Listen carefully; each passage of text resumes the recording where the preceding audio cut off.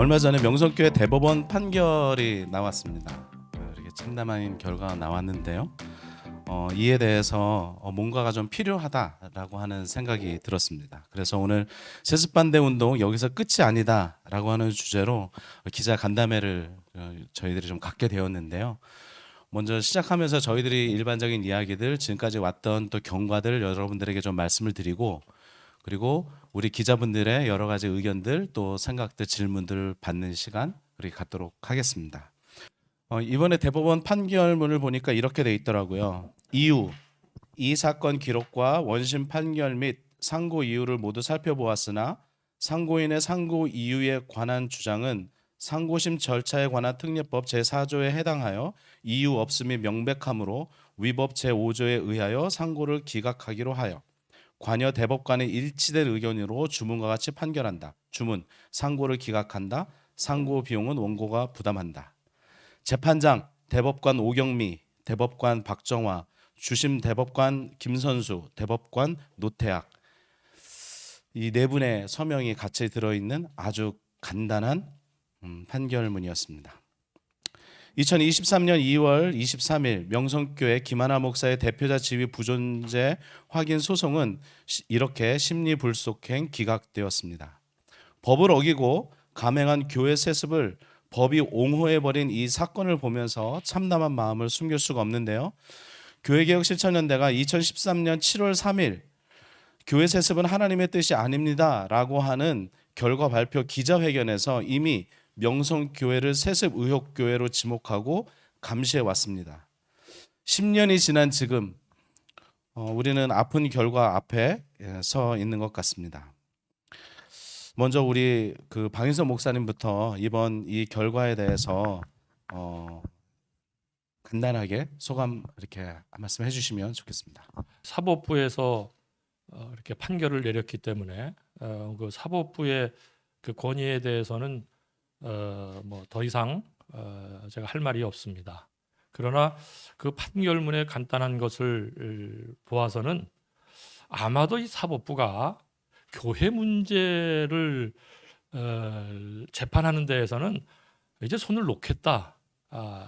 저는 그렇게 읽혔습니다.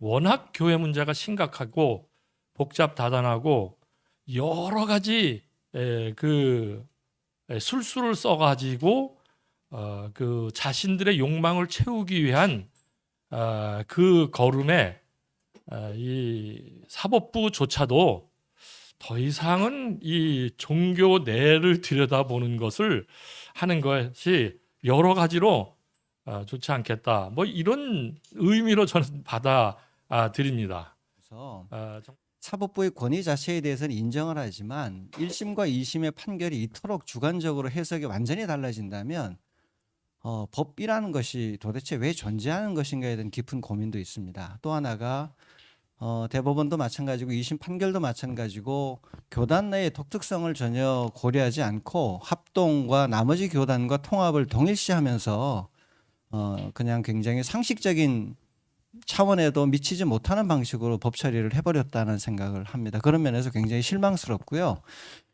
사법기관이 실망하기보다는 우선적으로 가장 중요한 실망이 우리 교단 내부에서 정화하지 못한 것이 가장 큰 실책입니다. 수습 결의안을 저지했으면 여기까지 오지 않았을 텐데 내부에서 저지에 실패했기 때문에 어쩔 수 없이 사회에 무리를 일으키게 된 것 같습니다. 교단 관계에 속한 목사로서는 굉장히 부끄러운 일입니다. 1심부터 소송을 수행해 왔기 때문에 참 이 결과에 대해서 얘기하는 거는 또 변명같이 얘기가 될 수도 있고 이런 부분 때문에 좀 조심스럽더라고요, 저는. 근데 이게 과정은 뭐 잘 아시지만 1심에서는 사실 저희가 가처분에서 일단 기각이 됐었기 때문에 대표자 직무정지 가처분이 기각이 됐었기 때문에 1심에서 사실 기대를 크게 했었던 건 아니거든요. 근데 이제 심리를 하면서 재판부에서 생각보다 조금 이 문제를 좀 관심을 가지고 이게 문제점이 어디 있는가 이런 부분에 대해서 생각을 한다는 그런 느낌을 받았고요. 그래서 저희가 조금 더 이제 집중해서 좀 변론 재판 준비를 하면서 사실 기대를 못했었던 그런 이제 1심의 결과가 나왔었습니다. 그러니까 김하나 목사의 이민 목사 지위를 인정하지 않는다는 취지의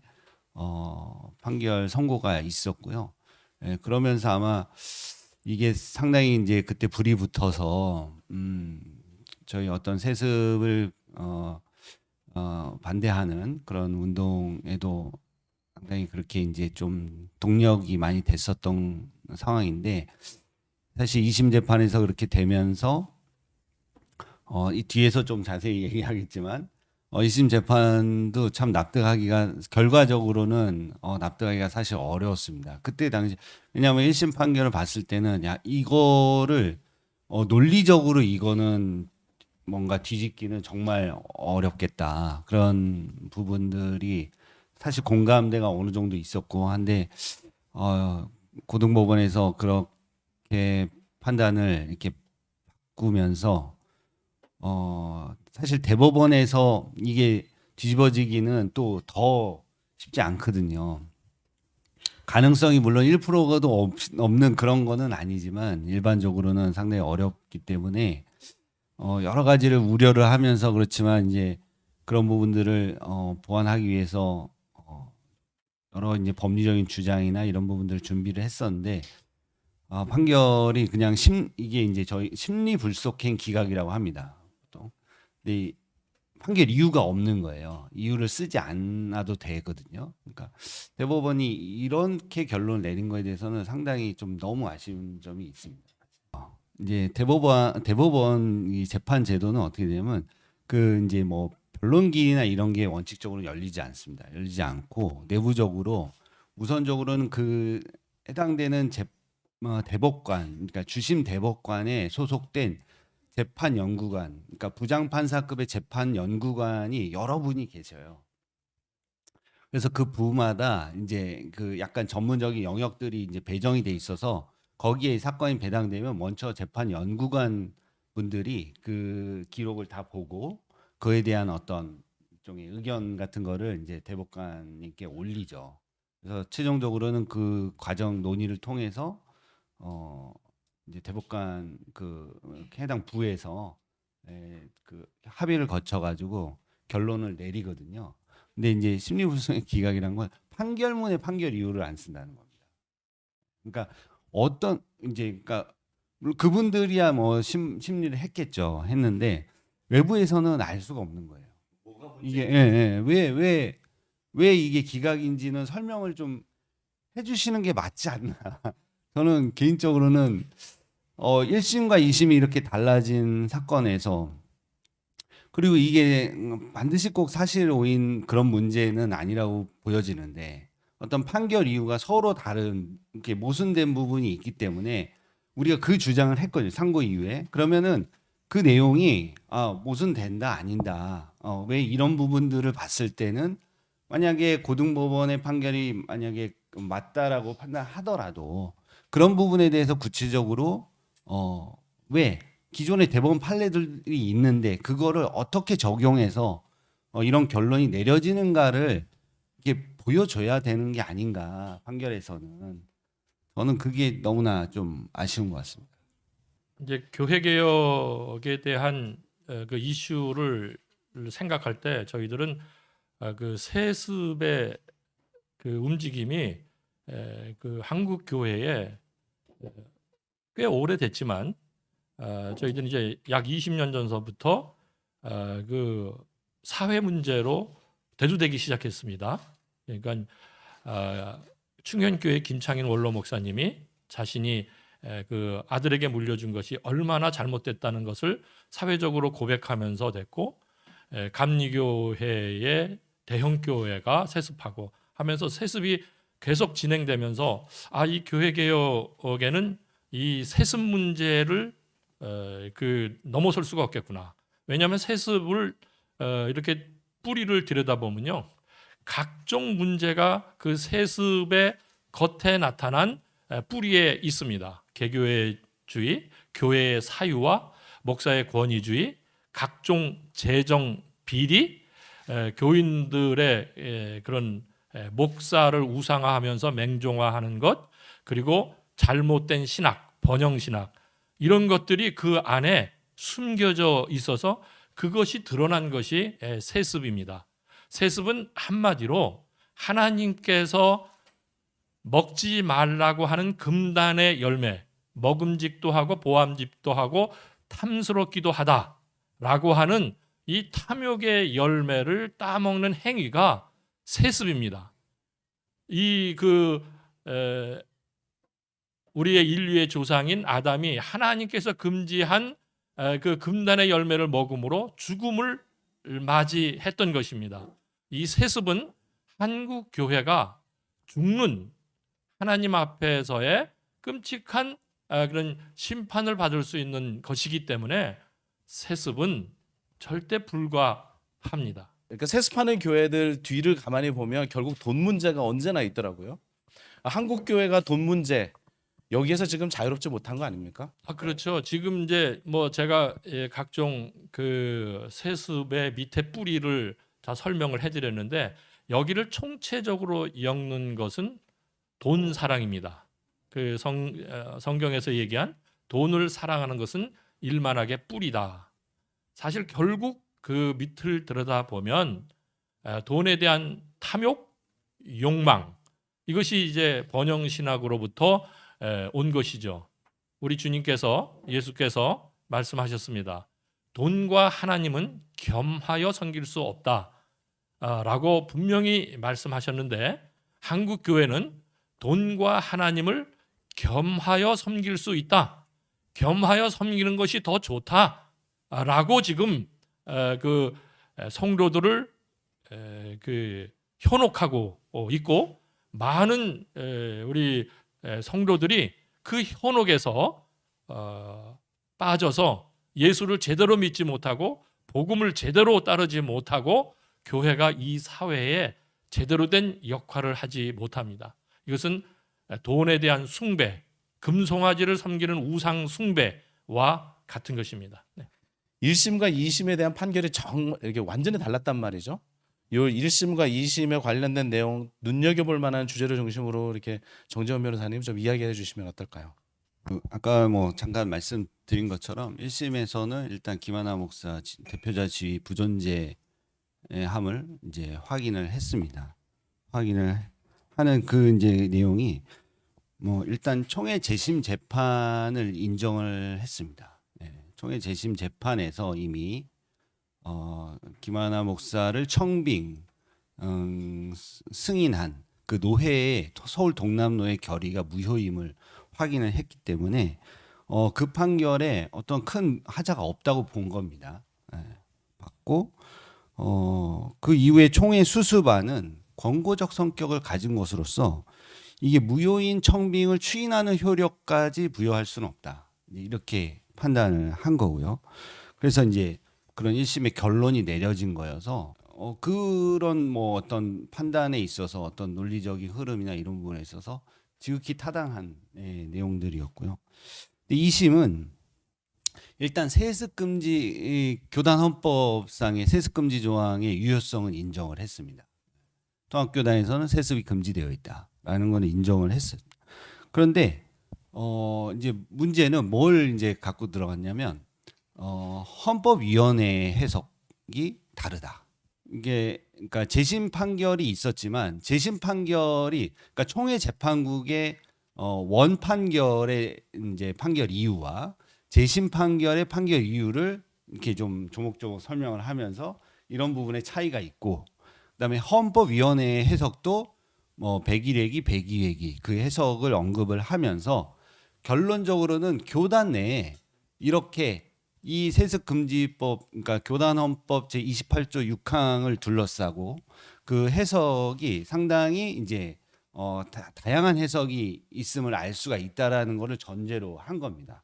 전제로 하면서 이 전임 목사 은퇴 후 5년이 지난 시점에 청빙이 가능하도록 한 그 교단 총회 백사회 총회 수습안을 결국 총회가 교단헌법의 최종적 해석 권한을 가지고 있다라는 부분에서 거기서 갈린 거예요. 그러니까 1심에서는 총회 재판국이 그 구체적 사건에 있어서 최종적 해석 권한을 가지고 있다라는 전제에서 재심 판결을 그 효력을 인정했고 그 판결이 잘못된 게 없다면 김하나 목사의 지위는 인정될 수가 없다라는 그런 논리로 온 건데 고등법원에서는 그게 이제 되게 이제 명석교회 측에서 되게 줄기차게 주장을 했던 거거든요. 근데 교단 헌법에 그 조문이 있긴 있습니다. 헌법 해석의 최종적 권한은 총회에 있다. 근데 그 총회에 있다라는 의미가 뭐냐? 그걸 가지고 이제 저희가 상당히 이제 그 다툼을 많이 했거든요. 악의와. 그러니까 구체적 사건에서는 그런 부분에서는 총회 재판국이 결국 판단을 할 수밖에 없는 거 아니냐. 그리고 우리 교단에는 판결을 받고 안 받고 그거를 총회 결의로 결정할 수 있는 문제는 아니다. 그런 시스템들, 교회법적인 시스템들이 아까 얘기하셨지만 합동 측하고 또 다르거든요.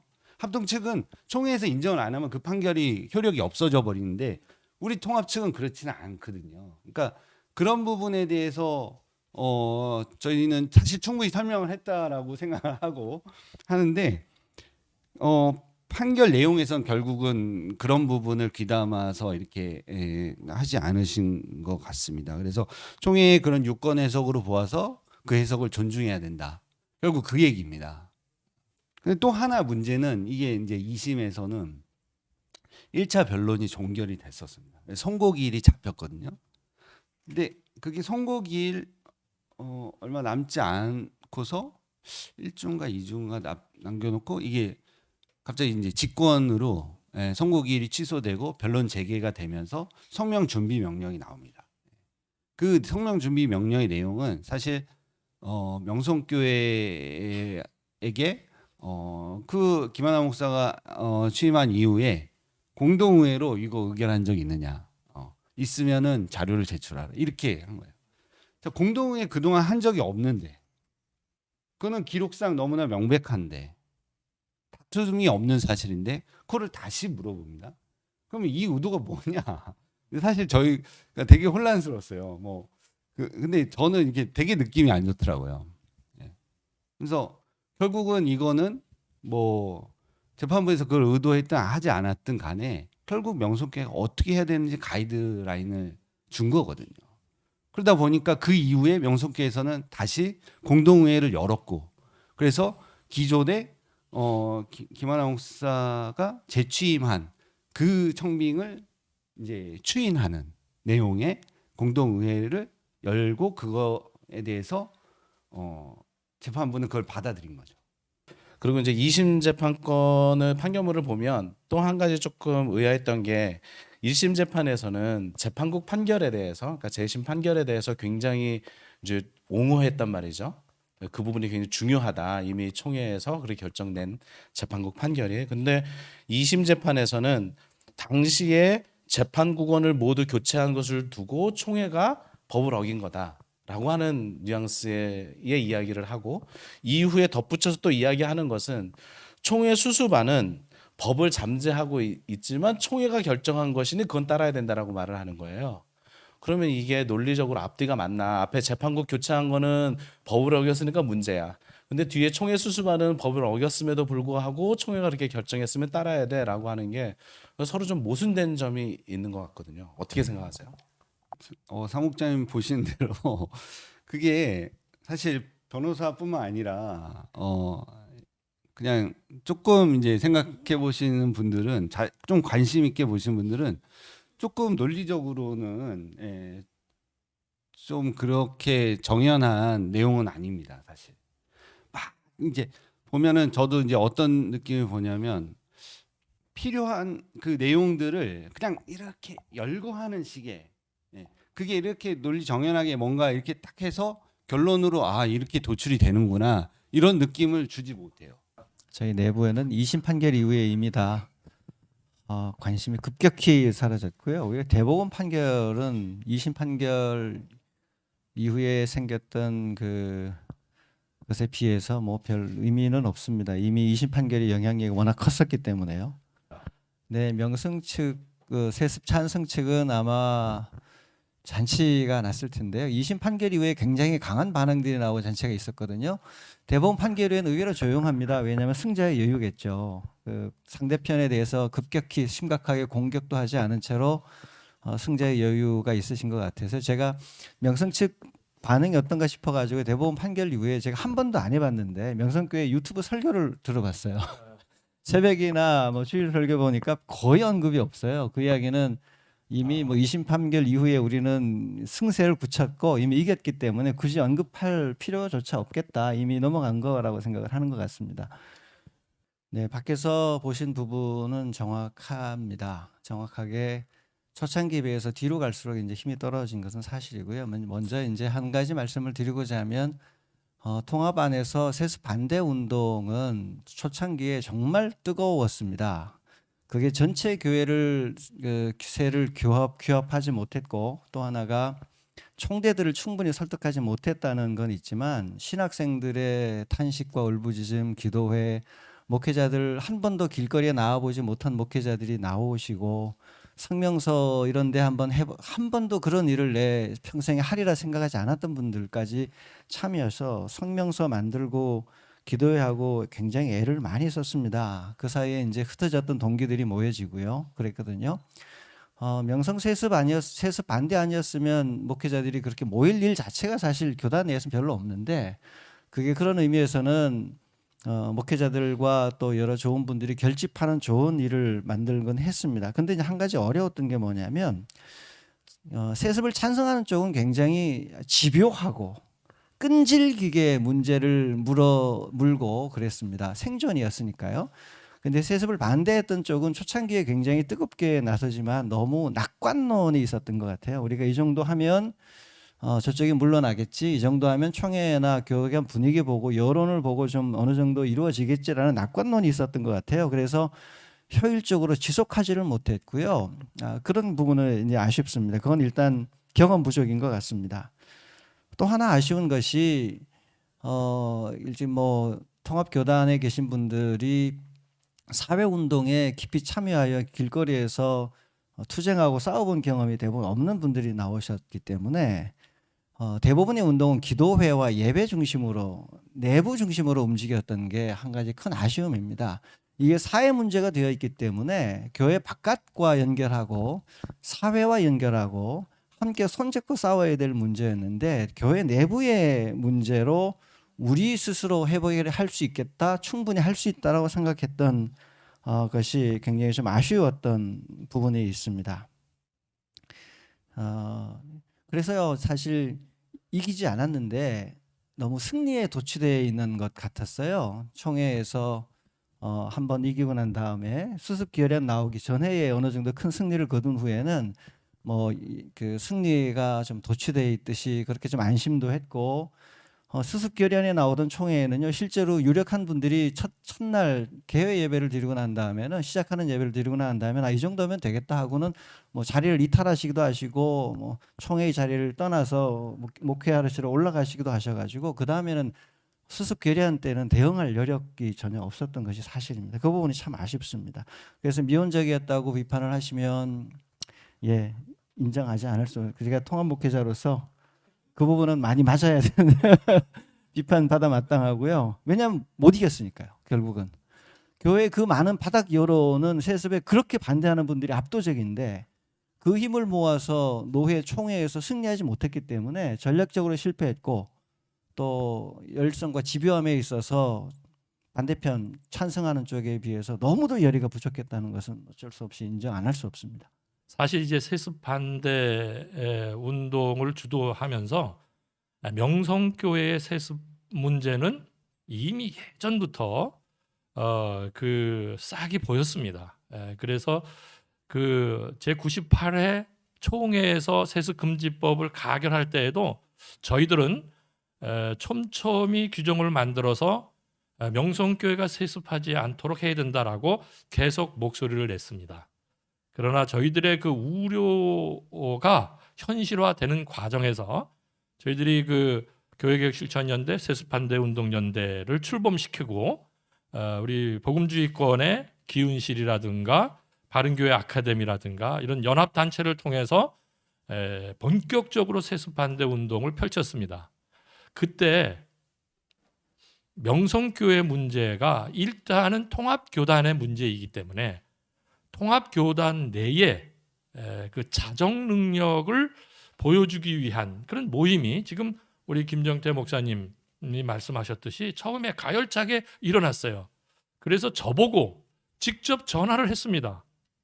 거기에 그 리더 되시는 분이 박 목사님 일단 좀 그 목소리를 낮춰주시고 저희 교단 내에서 해결해 보겠습니다. 그래서 제가 그게 1차적으로 좋지요. 교단 내에서 자정 능력을 보여주는 것만큼 좋은 게 없기 때문에 거기에 그 갱신 그룹 또 성도들이 굉장히 그 여러 같이 일어났었습니다. 신학생들 더 말할 것도 없었습니다. 그래서 일단은 지켜보자. 저는 사실 거기서 톤다운을 하면서 우리 세습반대 운동 연대라든가 교회개혁 실천 연대가 목소리를 낮추면서 굉장히 우려했습니다. 아까 말씀하셨듯이 운동 방법도 그렇고 여러 측면에서 제가 정말 통합교단 내 자정 능력이 있을까? 이 세습을 금지시킬 수 있을까? 특별히 명성교회 문제를 금지시킬 수 있을까? 저는 사실 반신반의했습니다. 그런데 이런 결과가 나타난 것은 제가 첫 번째 세습 반대 운동은요 교회를 대항하는 것이 아닙니다.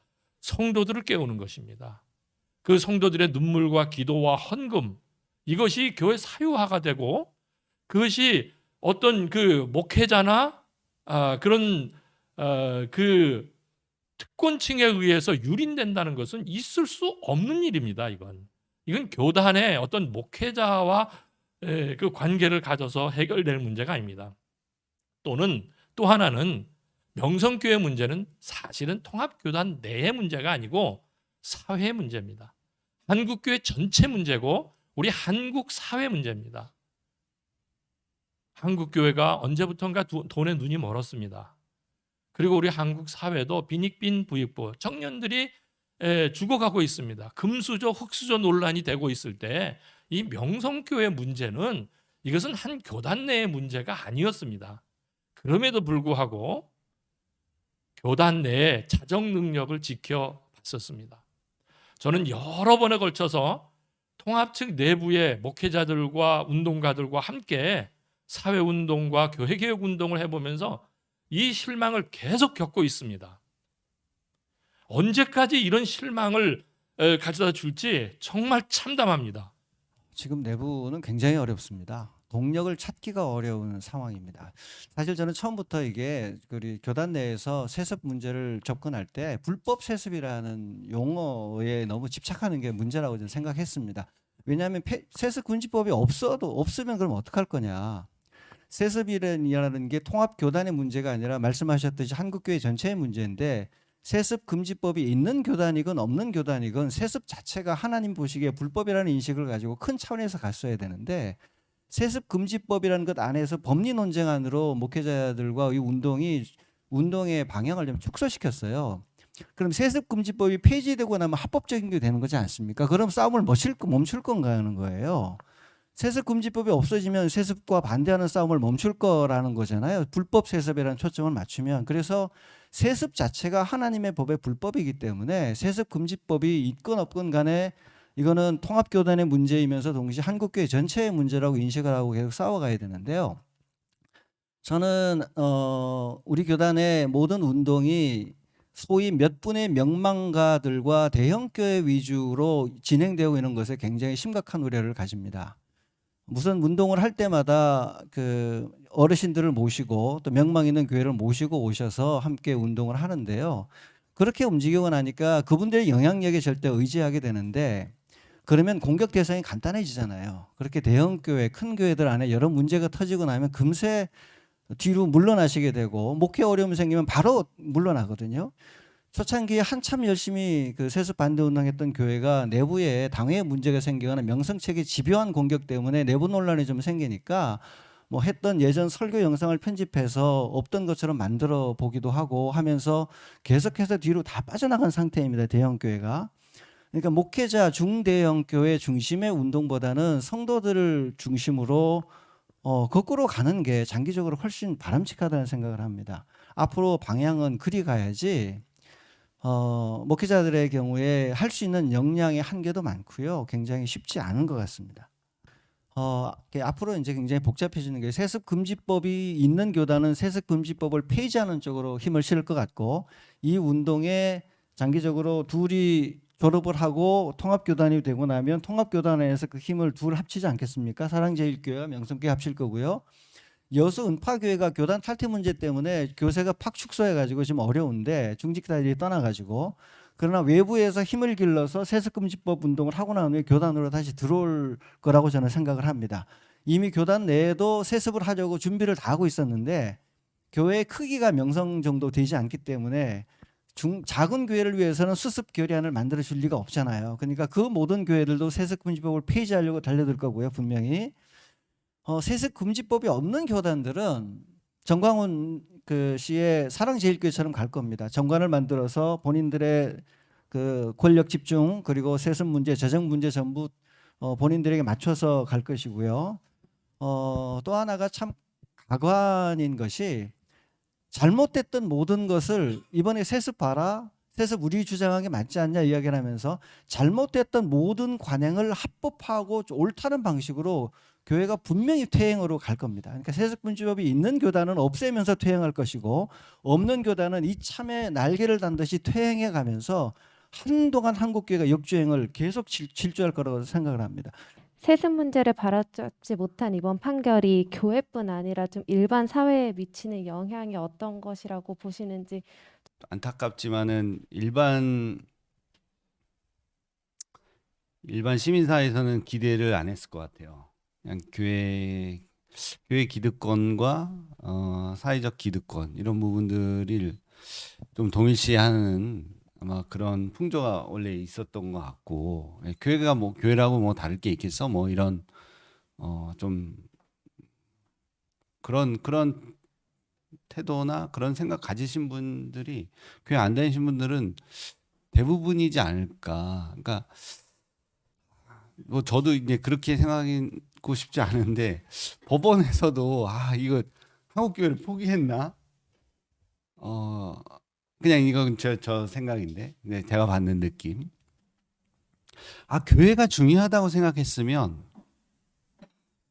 좀 더 사법부가 무엇이 정의로운 건지에 대해서 좀 더 관심 있게 하지 않았을까? 그러니까 그런 부분들이 좀 저는 생각이. 저는 이번 판결 이런 게 한국 사회에 단기적으로 미칠 영향은 이제 더는 없다. 왜냐하면 실망이 쌓인 지가 오래됐습니다. 일반 사회에서는 교회라는 곳이 우리 사회보다 훨씬 못하다 생각하신 거예요. 이미 말씀하셨던 것처럼 국장님 이야기해 주셨던 것처럼 시민사회에서 이야기되고 여러 가지 담론에 비추어서 교회가 가지고 있는 그 너무 오래된 구태연한 방식에 대해서 교회에 희망이 없다 생각을 이미 한 거죠. 사회에서 이야기하는 주식회사 운영에서 주주총회하고 소액주주들의 권한 운동조차 그 정도 수준의 운동도 총회 안에서 불가능하거든요. 불가능하니까 구조상으로 한국교회는 우리보다 낙후된 곳이어서 더 이상 기대가 없다 생각을 하는 건 확실한 것 같고요. 장기적으로는 문제입니다. 왜 문제냐면은 종교라는 것이 끊임없이 매주 몇 번씩 그 단체에 가서 이야기를 듣고 그 단체의 결정에 참여하는데 지금처럼 잘못되어 있고 나쁜 방향으로 가는 세습을 지지하고 찬성하고 그 이야기를 계속 듣는 분들이 사회 속에 들어가면 똑같은 패턴으로 분명히 생활을 할 겁니다. 우리가 예를 들어서 좋은 영화 하나 봐도 영향을 받는데 매 주일 가서 존경하는 사람에게 듣는 이야기가 영향을 안 미친다면 이상하지 않겠습니까? 분명히 사회에 들어가서도 힘을 모으고 불법이지만 그것을 힘으로 관철하고 다른 하위법을 만들어서 상위법을 무력화시키는 여러 가지 꼼수들이 당연하다고 여기면서 우리 사회 안에서 굉장히 심각한 방식의 그 도덕적 부패를 촉발해낼 것은 분명합니다. 그 오늘 기자간담회 주제가 그 세습 반대 운동 여기서 끝이 아니다인데 그러면 앞으로의 계획이나 이런 방향 운동에 대해서 말씀해 주시면 감사하겠습니다. 교회 개혁 운동의 시작은 세습 때문에 시작했고 세습은 그 밑에 뿌리를 아까 말씀드렸듯이 각종 부패가 들어있기 때문입니다. 세습 반대 운동 연대가 잠깐 휴지기에 들어갔었습니다. 저는 이제 새롭게 이 세습 반대 운동에 대한 그 연대 조직을 해야 된다고 생각을 하고, 이제부터 더 이 한국 교회가 이미 이제 자정 능력을 각 교단에서 다 잃어버렸습니다. 이제부터라도 교회 개혁에 대해서 또 세습 반대에 대해서 열망하는 성도들, 그리고 우리 젊은 목회자들, 신학생들, 각 단체들을 규합해서 저는 이 운동을 새롭게 펼쳐야 될 시기가 왔다라고 저는 생각을 하고요. 1차적으로는 성도들이 더 이상 그들의 눈물과 헌신과 기도와 그 헌금에 대해서 유린당하지 않아야겠다. 더 이상 목사에게 이렇게 조롱당하지 않고 맹종하면서 신앙생활하지 않냐고 제대로 자유로운 신앙인으로서 그 예수를 믿는 이런 멋진 신앙인으로 거듭나기 위한 그러한 그 각종 세미나, 포럼, 성도들을 일으켜 세우는 그런 운동을 새롭게 다른 방법으로 해야 되겠다라는 생각을 하면서, 앞으로 또 반대 운동을 확산해 나가자 이렇게 말씀하셨는데, 지금 이렇게 실망감을 안고 있고 한 차례 이렇게 꺾인 이런 성도들의 열망을 두고 앞으로도 반대 운동이 얼마나 확산될 것이라 생각하시는지, 그리고 만약에 다시 한번 그 불길을 일으키려면 어떤 것이 좀 필요한지 구체적으로 생각하시는 게 있으신지 먼저 여쭤보겠습니다. 예, 잠깐 우리 뭐 사회적 이슈가 워낙 컸었고요. 그리고 교계도 이제는 그 교회 개혁이라는데 많이 이제 외면했지만은, 그동안 저희들이 20년 동안 교회 개혁 운동하고 또 세습 반대 운동 10여 년 해왔고, 또 작은 교회 운동도 10년을 넘게 해왔습니다. 저는 우리 성도들이 상당히 우수하고, 저는 우리 한국 교회 성도들만큼 이게 순수하고 열정적이고 정말 주님을 사랑하는 성도들이 없다고 봅니다. 대신 그러나 이런 성도들을 이끌어내는 작업이 이게 목회자들의 역할인데, 그런 성도들을 오히려 이제 잘못된 신학으로, 자기네 그 탐욕으로 잘못된 길로 인도하기 때문이죠. 저는 작은 교회 운동 곳곳에서 일어나고 있고요. 다시 새롭게 일으키면 저는 얼마든지 이런 형태로 한국 교회가 가서는 안 되겠구나라는 그런 이 밑바닥에 열망들이 저는 있고, 성도들도 저는 호응할 것이라고 믿고요. 처음에 저희들이 20년 전에 교회 개혁이 태동됐을 때보다도 훨씬 더 그 열망은 더 뜨겁다. 단지 그 열망에 부응하는 이러한 우리 목회자들 또는 단체들이 새롭게 구성을 지금 안 하고 있는 것이고, 저희 세습 반대 운동 연대도 지금 휴지기에 들어가 있고, 또 교회 개혁 실천 연대도 상당히 그 일이 많아졌습니다. 그러나 저는 이번 이 대법원 판결을 통해서 더 이상 이 사법부도 손을 놓은 한국 교회, 이 종교 문제를 더 이상 들여다보기를 꺼려하는 사법부를 보면서 이거는 다시 일어나야겠다라고 생각을 하고, 충분히 가능하다고 생각을 하고요. 저는 이 문제는 제가 남은 인생에 꼭 해야 될 일이라고 생각합니다. 총회나 노회 기대할 것 사실 없습니다. 이번 총회에서 보셨고 보셨듯이 이미 그 큰 흐름에서 뭔가 좋은 것을 해줄 것이라고 막연하게 기대할 필요조차 없습니다. 불가능합니다.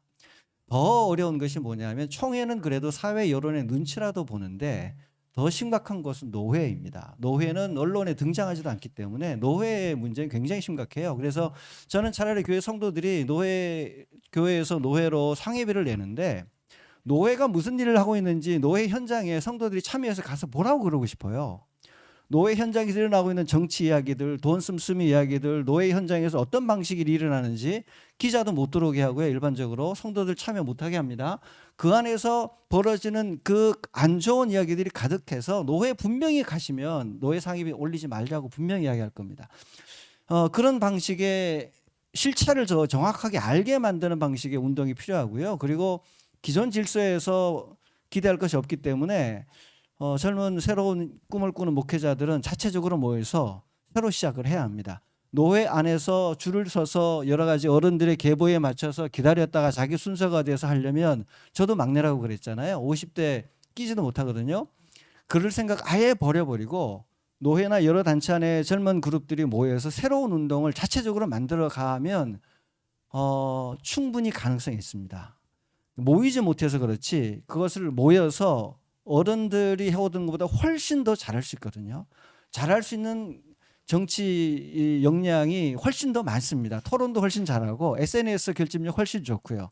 그런 의미에서 그냥 잘 배워서 뭘 하겠다는 생각을 아예 하지 말고 이 시대에 맞는 방식을 우리가 새로 만들어 처음부터 시작하겠다고 출발을 하는 게 훨씬 빠를 것 같습니다.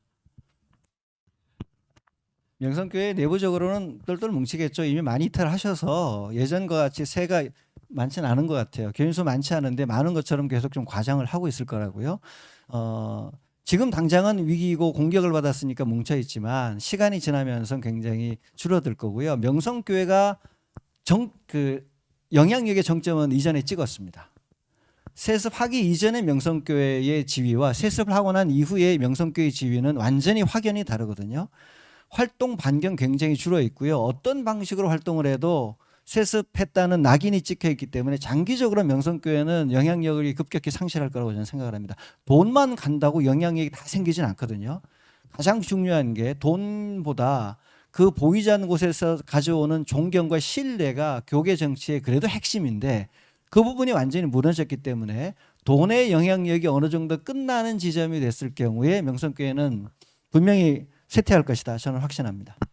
이제 한국 교회 행태를 보면 우리 이 사회의 이런 모습과 좀 흡사합니다. 오히려 이제 한국 교회가 사회의 잘못된 것들을 선도하는 이런 경향들이 많아요.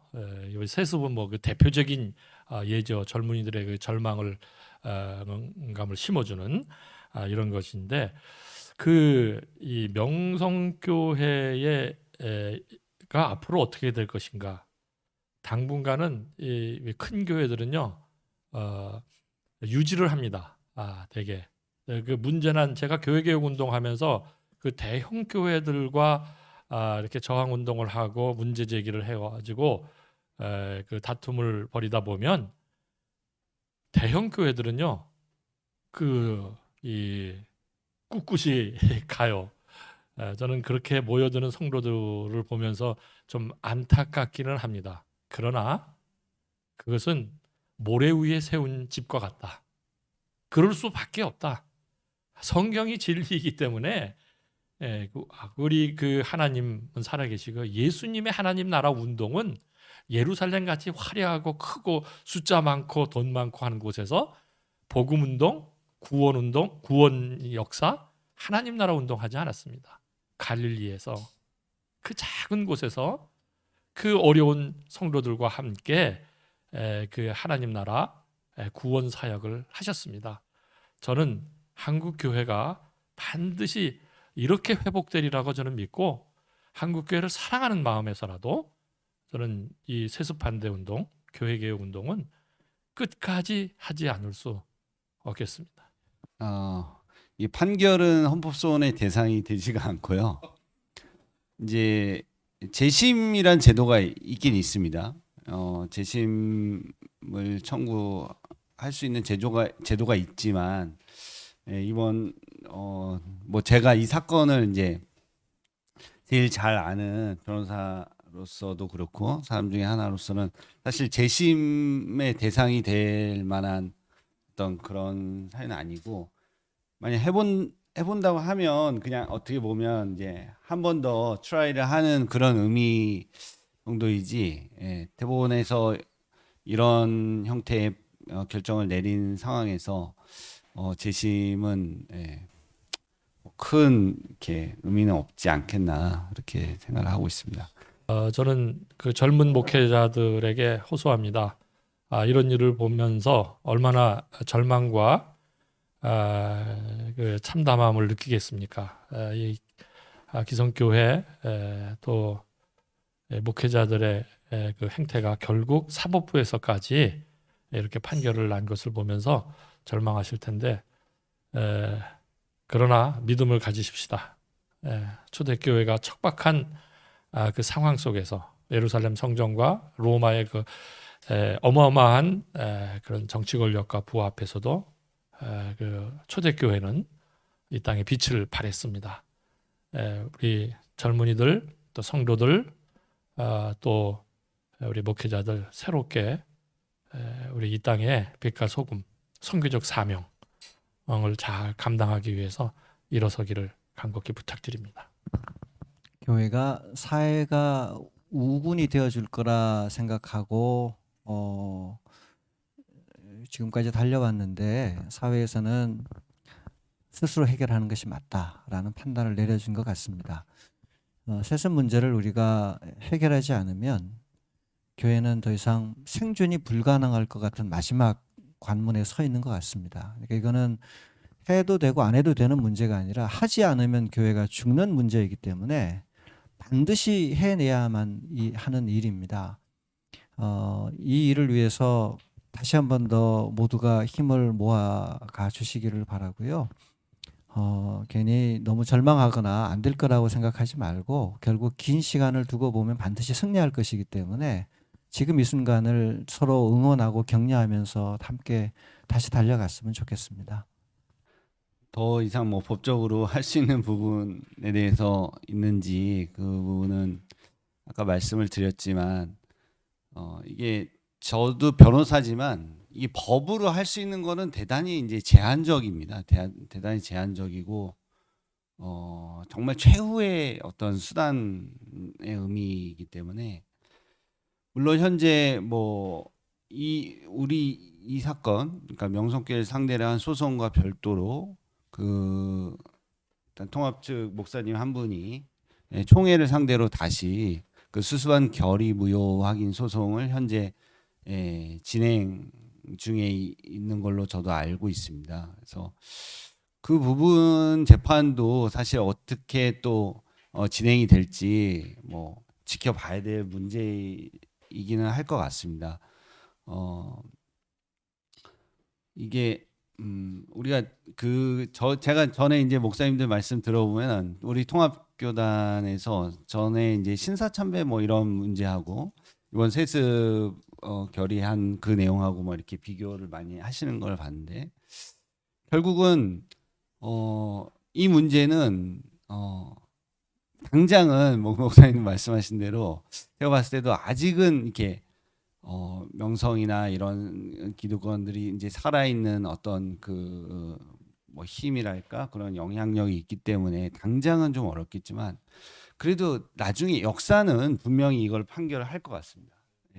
우리 교회의 역사가 판결할 거라고 믿고 아무튼 저도 그런 생각이 들더라고요. 그냥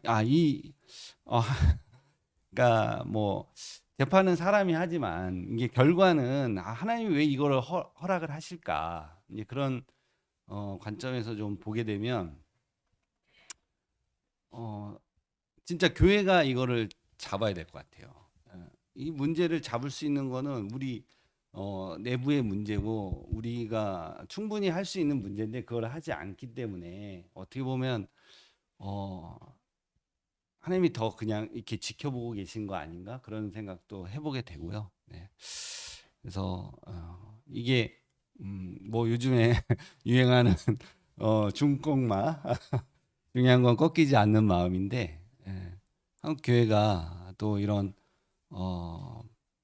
하나님 앞에서 정말 올바른 신앙과 목회를 하시는 여러 목회자분들, 성도들, 평신도들 다 모여서 계속 이런 마음과 이런 생각들을 지켜나가는 거가 일단 뭐 제일 중요하지 않나 그렇게 생각을 또 해보게 됩니다. 명성교회 대법원 판결에 대한 기자 간담회 현재 뭐 약속한 1시간여의 시간이 좀 다 끝난 것 같습니다. 세습 반대 운동 여기서 끝이 아니다. 이 주제가 뭐 저희들의 마음이고 또 앞으로도 저희들이 해 나갈 또 길이라고 생각합니다. 많은 기자분들 오셨는데요. 드리고 싶은 말씀은 저희들의 이야기들을 또 앞으로의 세습 반대 운동에 대한 이야기들을 많이 다루어 주시고 또 많은 성도들이 알 수 있도록 여러분들도 또 함께 해주신다면 또 한국 교회에 큰 변화를 일으킬 수 있지 않을까라는 생각이 듭니다. 아무튼 오늘 세 분 나와주셔서 너무나 감사하고요. 오늘 세습 반대 운동 여기서 끝이 아니다. 기자 간담회는 이것으로 마치도록 하겠습니다.